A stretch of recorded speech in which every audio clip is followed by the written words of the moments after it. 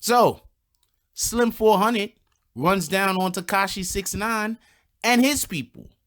And all I could think is name yourself a number like the new thing now? Like, seriously, is it?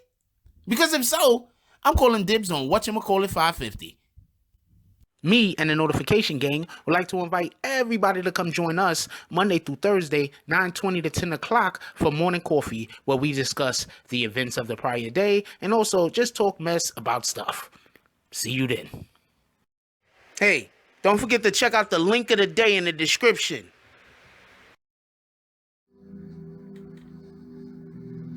You got a choice. You got talent.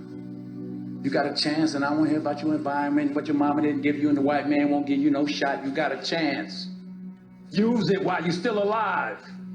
You don't know what death is. You have no idea what death is. BBN, Jack Frost. What's up, party people? Aight, so yeah. So 6ix9ine is in LA. That's right, LA. For everybody that don't know, when 6ix9ine was in New York before he started the beef with Chirac, but after he started the beef with Trippie Redd, the first initial beef, because for everybody that don't know, him and Trippie Redd been going at each other for quite some time. Like maybe 6ix9ine whole post Trippie Redd career, him and Trippie Redd been going at each other. So check this out. 6ix9ine is in LA. Who shows up to one of the events or somewhere that he's at? You got it. One of the people he's been beefing with. And this time it was Slim 400. For everybody that don't know who Slim 400 is, he's the guy, he has this like real long saying. I don't know what it is, but it's like he stretches one word for like 10 minutes or some shit. Whatever, nigga. So anyway, so that guy decides that he's gonna go beef with Tekashi.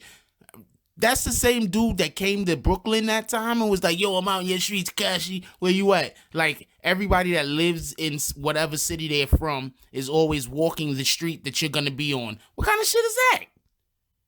So he shows up where Tekashi's at in LA and they get into a shouting match. I'm guessing Tekashi threw out a suck my dick. I'm just guessing because that's like his favorite go-to line. And so they're shouting and they're yelling. And this is what I think about all of this. There's a couple of different things. I think there's two different ways to go with this particular situation. One of the ways that I believe that you can go is people know that Tekashi can't get into random beefs. People know that Tekashi has the courts watching them. So people who are really pissed off at Tekashi, I'm not trying to say anybody's trying to send anybody to jail, but people who are really pissed off at Tekashi, who really don't believe that Tekashi's a tough guy, I'm not saying I believe that shit. I'm just saying people who are pissed off with him and also don't believe that Tekashi's really a tough guy might be out there trying him, trying to get him to slip up, trying to get him to say Treyway maybe trying to get him to come out of pocket and do something that the courts could say, look, man, we just told you to stop doing this stupid shit. Maybe.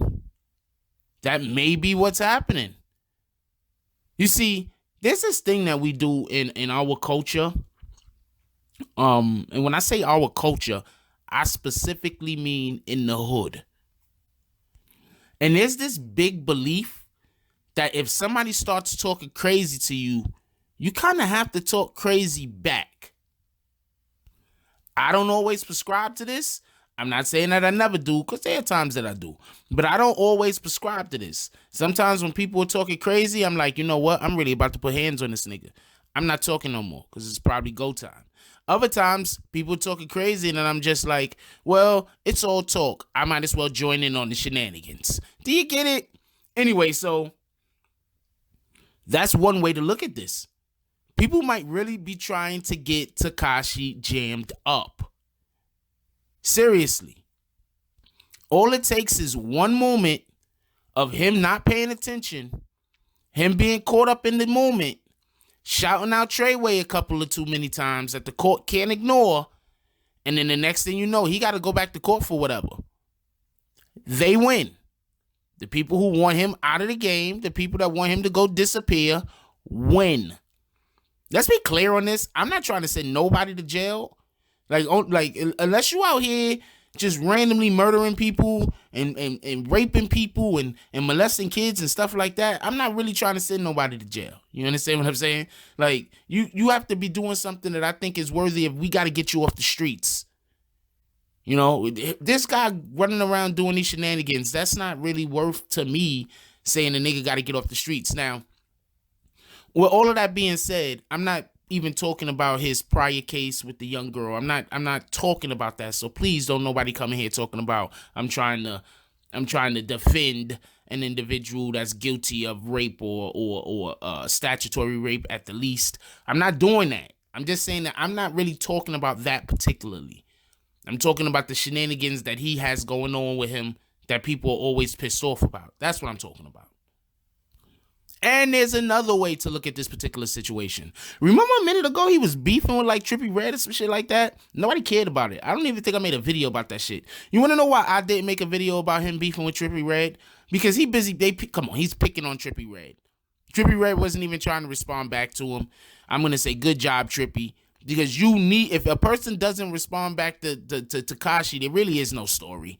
If he's just talking crazy, the other person isn't responding, there really is no story. Y'all get that, right? Do y'all get that? If Tekashi just starts talking about Eminem and Eminem decides to ignore him, there's no story. If Tekashi, why do you think Trump didn't respond back to Eminem? That's why I specifically pointed out the Eminem thing. Why do you think Trump didn't say anything to Eminem? Because Trump saying something to Eminem makes that a story. Eminem just being upset at Trump and talking shit, that don't mean nothing. I'm not even, and I'm not saying that Eminem was wrong. I'm just explaining how if the person doesn't respond back to the individual that's trying to agitate them, that's trying to antagonize them, there really isn't a story.